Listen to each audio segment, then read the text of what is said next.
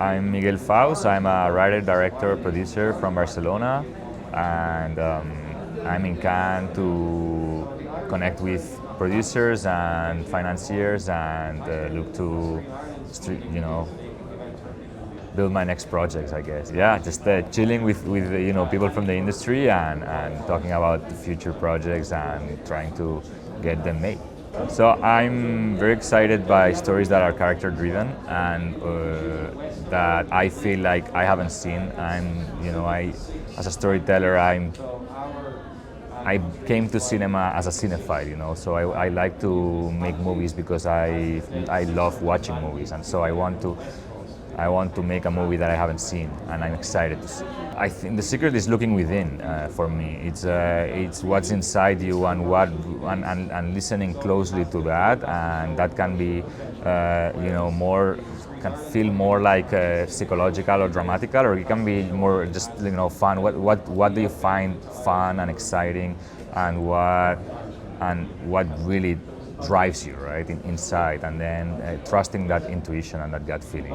And if you love it passionately, chances are some other people are going to. My short film Calladita is about a domestic worker from Latin America who works for a rich family in Spain, and it's about the power dynamics that go on in such a world where class difference and expectations about their lives, etc., are so opposite and contrasting. And so it's about all of these contrasts and how she has a very paradoxical power position within that family, because she has to be invisible and do all of the work and clean everything, and everything has to be perfect. But also she knows all the secrets within the family. She hears everything, sees everything, and so that gives her a paradoxical power that she will learn to wield as the movie progresses. And so the seed of these ideas was in the short film already, and then they were developed much more in the feature.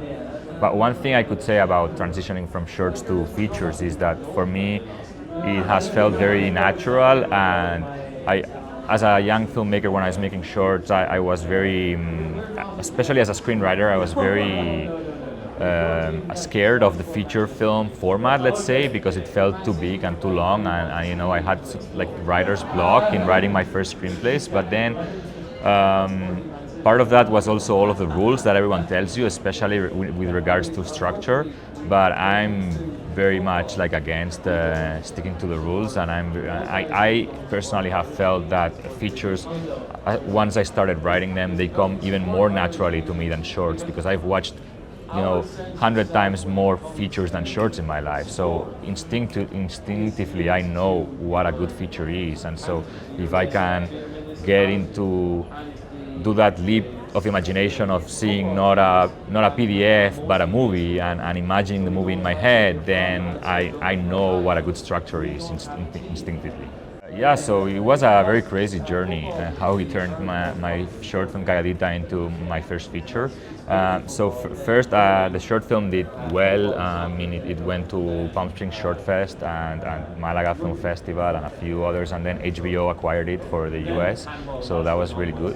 And so very soon after, I started developing the feature, and I started applying to all the labs and residencies that I could find, and I got into two that were very amazing. One in Spain, that was a whole mentorship program for a year, and the second one was in the US. It was Jim Cummings and Ben Wisner's short to feature lab that they do in Malibu, and that also was amazing. I went there for a week, and they taught us so much about their process of independently funding their movies and finding creative ways to make them possible.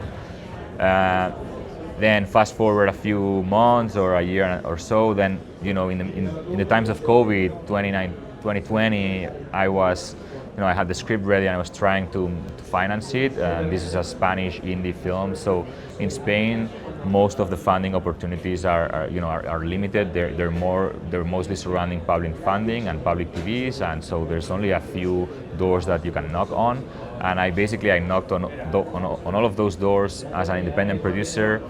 Well, before that, I knocked on many doors of independent producers to try to get them to knock on those doors for me, and that was very hard. So then I said, okay, I'll do this myself, and I went to knock on the doors. And long story short, all the doors were closed. Nobody wanted to fund my movie, and I hit a wall.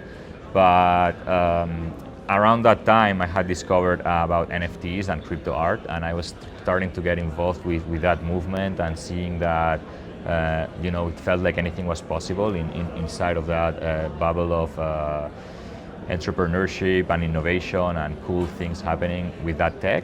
And so I decided I'm going to fund my movie this way, and that's what I did. I created a collection of NFTs from my short film that were still frames of the short film, and I created my own website with a team of developers where people would come in and buy our still frames as NFTs in exchange for donations for the movie. And that way we raised $700,000 in a matter of months from over 600 collectors from all around the world, and built an amazing community that made this film possible. And so it was a success, crazy success story from the beginning. And then when we were in post-production, that was when Steven Soderbergh came in with a grant of $100,000 from through a foundation that's called Decentralized Pictures that Roman Coppola and Leo Machet started, and that is an amazing startup to help fund projects. And so they had this award for finishing funds that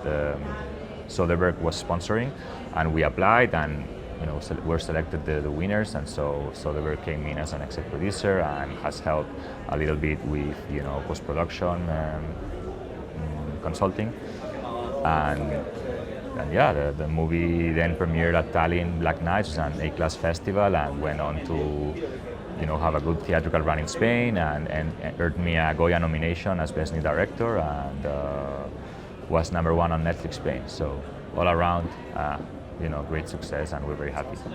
The idea came from necessity, I guess. I found nothing but closed doors, and I thought I gotta crack a window. I gotta find my way, and I think in spirit, that inspiration came a lot from Jim Cummings and Ben Wisner and their Short-to-Feature Lab, and how they had found creative ways of making their projects possible, and with a degree of passion but also craziness that I really vibe with. What I say sometimes about this journey,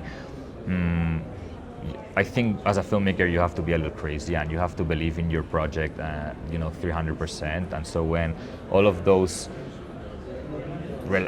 reputable institutions in Spain who fund movies were telling me, oh no, this movie is not deserving, it's not that I wasn't disappointed. I was disappointed, but I didn't let it crush me because I didn't believe them, essentially.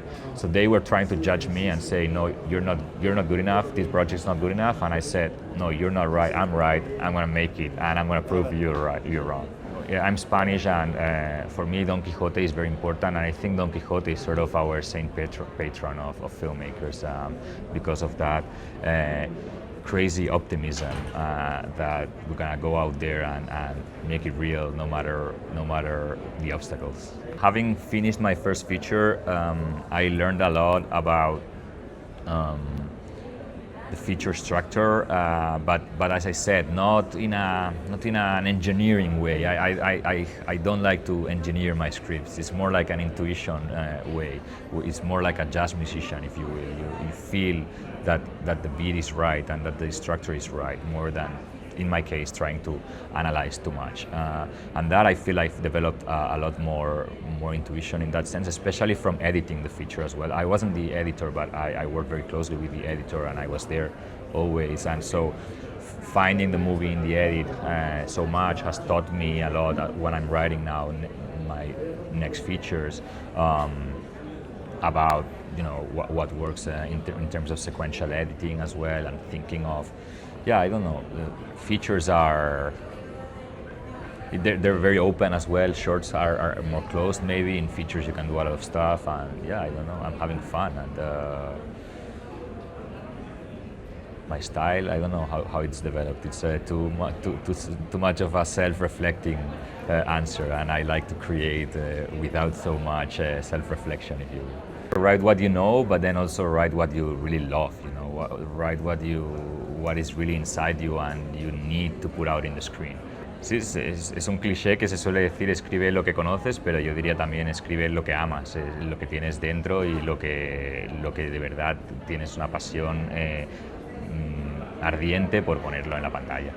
I want to not contradict myself because I'm developing something that's not in Spain, but I'm bringing my Spanish, heritage to it as well. So I would say stories are universal and humanity is universal, but you get to the universal better via the local and the specific. And so, yeah, I think. And this is working very well in current cinema. It's kind of like a trend. I'm not saying anything original, but that goes back to writing what you know and writing what you love. Like the things from your world are interesting if you find the quirkiness and the specificity in them, and that's true for anyone really and anywhere that you live.